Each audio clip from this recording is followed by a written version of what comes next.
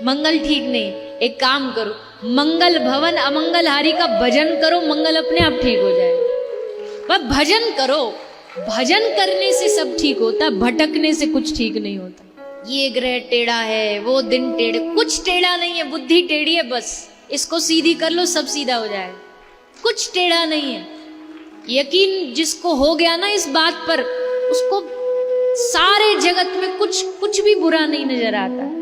बैठा है वो कदम कदम पर संभालने वाला, काहे को चिंता करें, क्यों घबराएं। भाग्य, अक्सर भाग्य पर बड़ी बड़ी चर्चाएं होती हैं, भाग्य बदलने के बड़े बड़े प्रयास होते हैं, किस्मत बदलने के बड़ी बड़ी कोशिशें होती है। मंत्रोच्चारण करवाओ, पाठ करवाओ, ये करवाओ, ये क्या है कि हमारी किस्मत बदल जाए, भाग्य बदल जाए। पर भाग्य है क्या?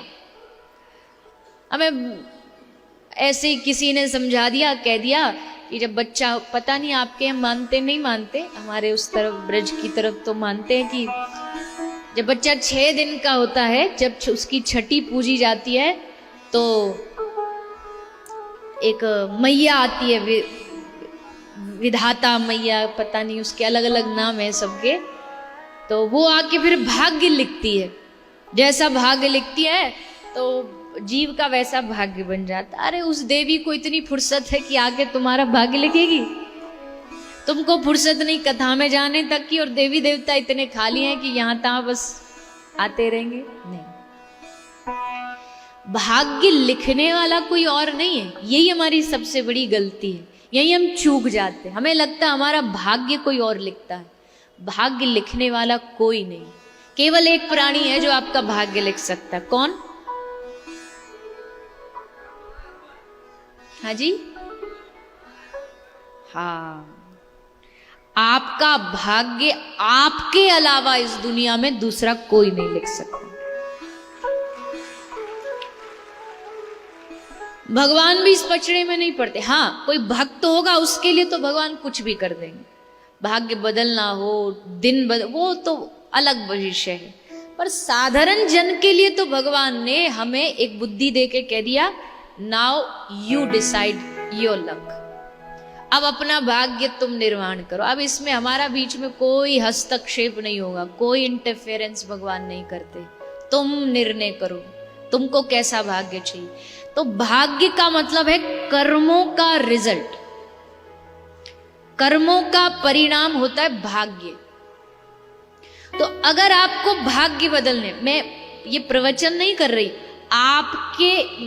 आपसे प्रश्न कर रही हूं, और मुझे लगता है जो मैं बोलूंगी उससे आप खुद ही समझ जाओगे, कहीं भागना नहीं है, किसी से पूछना नहीं। अगर कर्मों का रिजल्ट है भाग्य, किस्मत, तो अगर आप अपनी किस्मत बदलनी है, अगर आप अपना भाग्य बदलना है, तो क्या बदलना पड़ेगा? कर्म बदलना पड़ेगा। सीधी सी बात है, सिंपल सा लॉजिक है।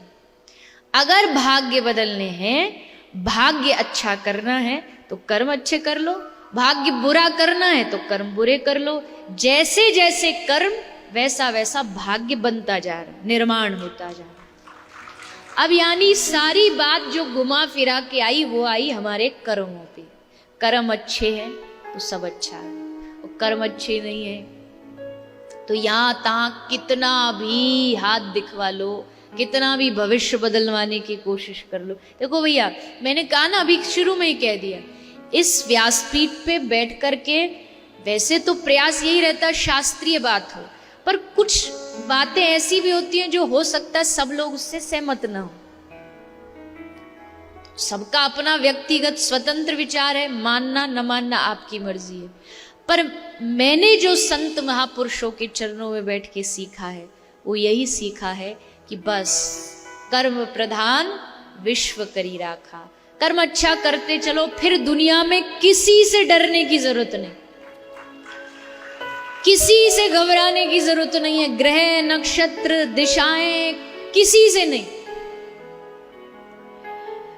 मैंने लोगों को ऐसा ऐसा देखा है, बना बनाया घर तुड़वा देते हैं। क्यों? किसी ने ये कहा कि दिशा खराब है इसलिए तुम्हारे घर में झगड़ा होता। अब दिशा घुमाते डोल रहे पर झगड़ा खत्म नहीं हो रहा। फिर किसी ने कह दिया नहीं घर में ही परेशानी है, घर बदलो, इस घर में ही कुछ गड़बड़ जाला है, घर बदल लिया, झगड़ा खत्म हुआ? नहीं। किसी ने कहा मित्र बदलो, वो वाला मित्र तुम्हारा अच्छा नहीं, वो बदला तो भी खत्म। गाड़ी में कोई परेशानी है, गाड़ी बदलो, इसमें कोई टेढ़ा सिस्टम है, वो बदली तब भी। घर बदला, गाड़ी बदली, देश बदल दिया, मोहल्ला बदल दिया, फिर भी शांति बुद्धि में नहीं आई। क्यों? सब कुछ बदला पर स्वभाव नहीं बदला। और जब स्वभाव नहीं बदला तो दुनिया ब्रह्मांड बदल दो तब भी शांति नहीं मिली, तब भी आनंद नहीं मिली। पहले स्वभाव बदलो। बाहर की चीजों को बदलने की कोशिश मत करो, घर का मुख बदल दे, घर का ये बदल दे, दरवाजा बदल दे, ठीक है आपकी रुचि मानते हो आप, अपनी मर्जी, लेकिन ये शास्त्रीय भी है। मैं ऐसा नहीं कहती है शास्त्रीय नहीं है। वास्तु शास्त्र है, ज्योतिष शास्त्र, ये सब शास्त्र हैं, इनको कोई नकारे वो मूर्ख होगा। लेकिन एक स्तर ऐसा आता है भक्ति का जब एक भरोसो एक बल, एक आस विश्वास, एक भरोसा श्री कृष्ण के चरणार विंदों पे ऐसा अटक जाता है कि भैया अब दुनिया में कुछ नहीं जाना। अब तो हमारे ठाकुर जी और हम ठाकुर जी के, अब न दुनियादारी के बारे में जानना, न भविष्य दिखवाना, न देखना। जब बैठा है वो कदम कदम पर संभालने वाला, काहे को चिंता करें, क्यों घबराएं? घबराना उसको चाहिए। अच्छा एक बात बताओ, आपका कोई विधायक हो शहर का, कोई एमएलए हो, एमपी हो, सांसद हो, ये छोटे मोटे पद, मतलब बहुत बड़े पद नहीं, एक शहर के मुताबिक जो पद होते हैं, इस पद वाला व्यक्ति, शहर का कमिश्नर, शहर का एसएचओ, एसपी, डीएसपी, ये भी अगर आपके जानकारी के हो जाए, मित्र हो जाए, आपसे ये कहें कोई काम हो ना, तुरंत फोन लगा लेना, चिंता मत करना, हम खड़े तुम्हारे पीछे, तो सीना एकदम चौड़ जाएगा कि नहीं चौड़ेगा? कहीं लड़ाई हो, झगड़ा हो, कोई बात हो, तो तुरंत जानते हो वो कौन है हमारे? उन्होंने कह रखा एक फोन पे फोर्स खड़ी कर देंगे, भले फोन ना उठाए, पर कह तो दिया ना, कह तो रखा है कि तुम हुक्म करो और हम हाजिर हो जाएंगे। तो एकदम आदमी गर्व में चलता, हम उसके हैं, उससे जान पहचाने, जानते हो हमारी। अब आप सोचो, जब एक शहर के नेता, ऑफिसर, अफसर से जानकारी पे इतना सीना छोड़ता है, तो हमारी जानकारी तो ब्रह्मांड नहीं अनेकों जगत के पिता के साथ है, फिर काहे को घबराते हो? अरे किस लिए घबराएं? जगत का पिता हमारा रिश्तेदार है, हमारा संबंधी, हम उसके हैं, हम उसके दास हैं। और उसने कह रखा योग क्षेमम वाम्यम, मैं तुम्हारे सब योग क्षेम का वाम कर लूंगा, चिंता न करो। फिर क्यों घबराना, फिर क्यों चिंता करना? भटकते रहते हैं यहाँ, नहीं, खत्म करो ये भटकना, निर्भय हो जाओ, निश्चिंत हो जाओ, भगवान के चरणों में सर रख दिया, अब डर नहीं। ये ग्रह टेढ़ा है, वो दिन टेढ़े, कुछ टेढ़ा नहीं है, बुद्धि टेढ़ी है, बस इसको सीधी कर लो, सब सीधा हो जाएगा, कुछ टेढ़ा नहीं है। यकीन जिसको हो गया ना इस बात पर, उसको सारे जगत में कुछ भी बुरा नहीं नजर आता। अब कुछ गलतियां हमारी होती हैं, कर्म हमारे खराब होते हैं, उसका कहते हैं ना बिल फाड़ देते देवताओं पे।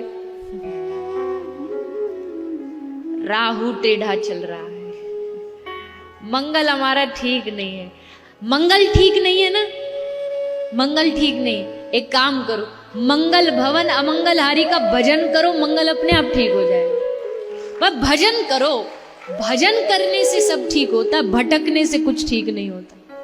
भजन करो, डूब के लग के भजन करो, तो फिर डरने की जरूरत नहीं, डरने की आवश्यकता है।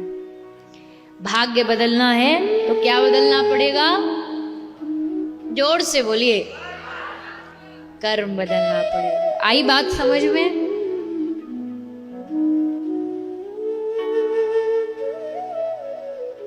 अच्छा, अब आप कहोगे, मान लीजिए कोई आपका संबंधी है, कोई आपका रिश्तेदार है, पक्का असली वाला संबंधी, मतलब सगा वाला, नजदीकी वाला, उससे आपकी कुछ जम नहीं रही,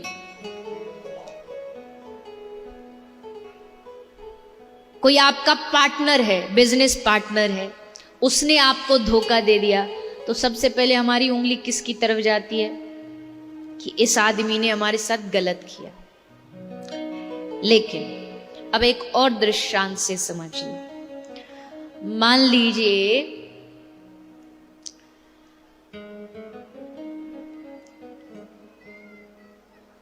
यहां ये हरी साड़ी वाली मैया बैठी है सबसे आगे, ठीक है? हाँ दिखा दो भैया, कैमरे में दिखा दो, तब ये ऐसे जाग जाग के देख रहा है, हरी साड़ी है बस वो देखो और कुछ नहीं। अब ये वाली मैया से मैंने कहा मैया जी हमको बड़ा जरूरत है पैसा की, थोड़ा पैसा उधार दे दो। तो इन्होंने कृपा करके 1 लाख रुपया उधार दे दिया।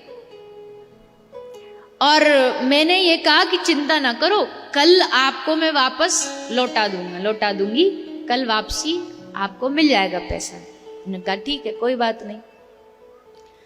अब अगले दिन ये फिर आए, दूसरे दिन। अब दूसरे दिन भी तो हरी साड़ी नहीं पहन के आएंगे, हो सकता है लाल पहन के आ जाए, लाल रंग का कपड़ा पहन के आ जाए। जब ये लाल रंग का कपड़ा पहन के आए मेरे पास और कहे कि आपने कहा था पैसे आज मिल जाएंगे, आज दे दो। तो मैंने कहा आप कौन?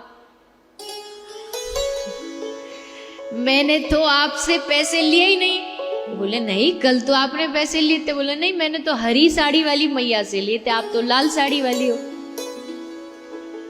तो क्या बोलेंगे कि अजीब, बड़े अजीब आदमी हो, कपड़ा ही तो बदला है, मैं थोड़ी बदली हूं।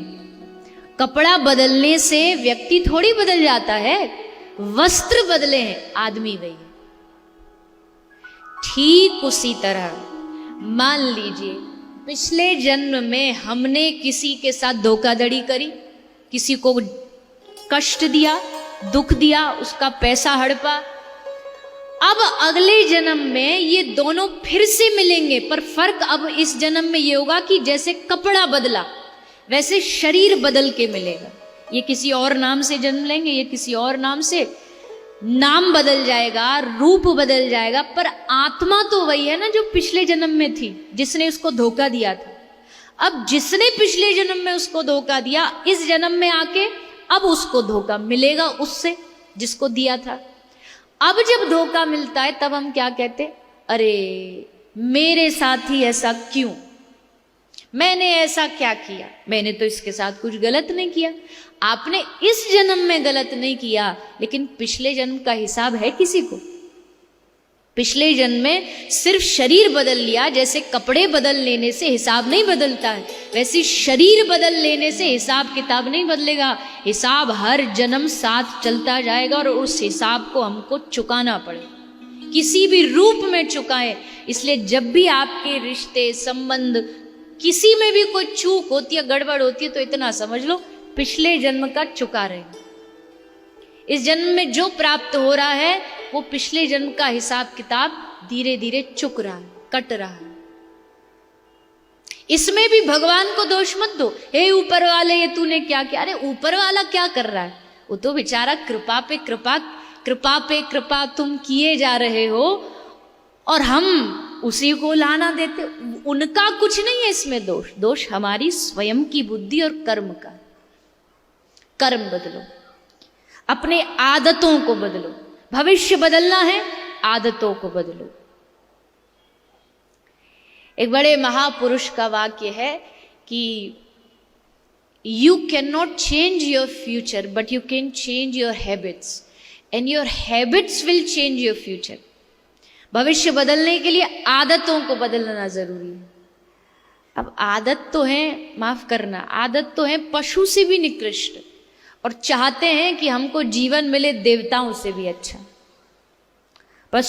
पशु से निकृष्ट का मेरा मतलब है जीवन में कोई सदाचार नहीं, कोई पवित्रता नहीं, कोई भजन ध्यान नहीं, बस मौज मस्ती में जी रहे हैं, खा रहे हैं, पी रहे हैं, ना कोई भगवान का ध्यान, ना हृदय में दया, पशु पक्षियों को मार मार के खा रहे हैं, चोरी अनीति का धर्म कमा रहे हैं, और चाहते ये हैं कि हमारा जीवन एकदम आनंद से भर जाए।